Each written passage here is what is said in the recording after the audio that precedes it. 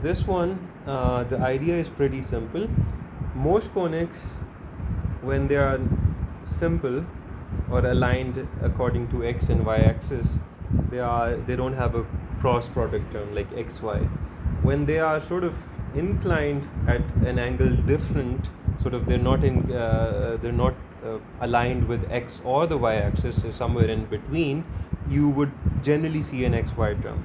Now the idea is you can rotate this and make it such that the xy term vanishes. So that is basically the idea behind rotation of these axes. You can pull out the whole thing and you can actually rotate axes properly, but we'll just use an algebraic way to do that. The point is, if you have an equation like this, the standard equation we've already talked about,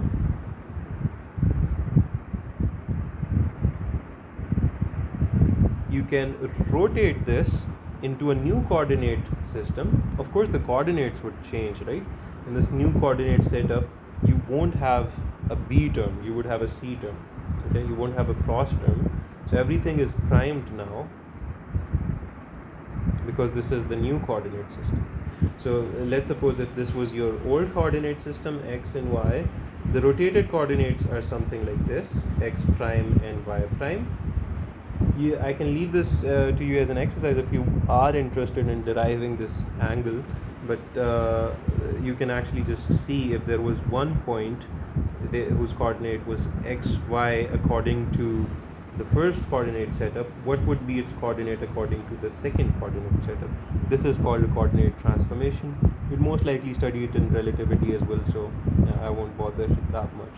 So the angle with which you need to rotate for our practical intent is given by this formula: cot of 2 theta equals a minus c divided by b.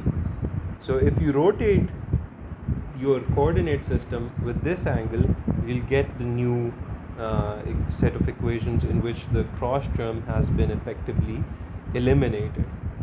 Let's look at our setup.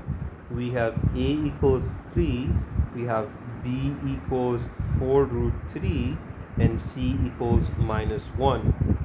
So if we were to rotate, what would be our cotangent of 2 theta? It would be a minus c. A minus c would be 3 minus minus 1, which is 4, divided by 4 root 3, which is 1 by root 3. Okay. Or in other words, you can write it as tan 2 theta equals root 3, because cot is the reciprocal of tangent. So 2 theta becomes tan inverse of root 3, and you must know tan inverse of root 3 is pi by 3, which is 60 degrees. So theta equals pi by 6, which is 30 degrees. So rotation by 30 degrees is going to eliminate the cross term and sort of align it in terms of a new x or y axis.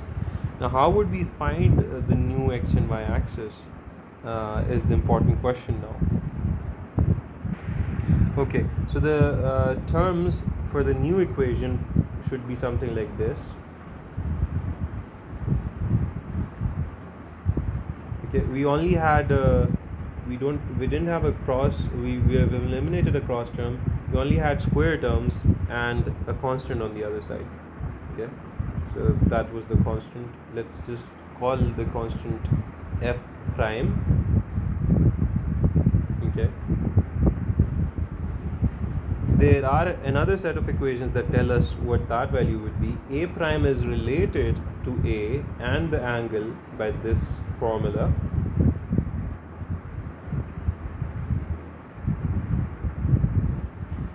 Plus c sine square theta, and c prime is related to the old coordinate system by a sine squared theta minus b sine theta cosine theta plus c cosine squared theta, and f prime is always equal to f.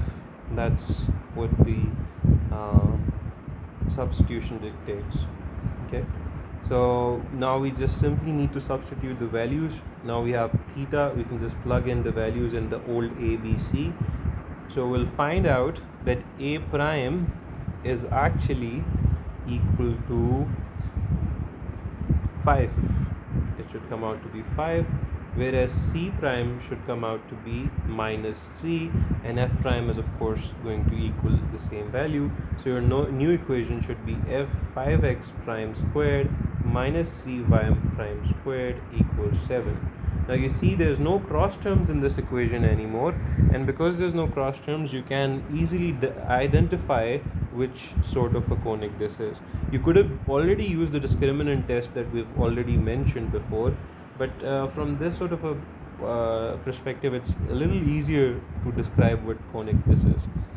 Now, as you know that there's a negative sign here, and what else do you know?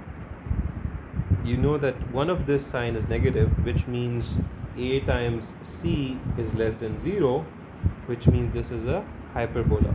So this is a simple hyperbola. Okay, it's centered around, in this new coordinate setup of course, centered around the origin of the new coordinate setup, because there's no x and y linear terms. So that is how you diagnose which term it is, which conic section it is.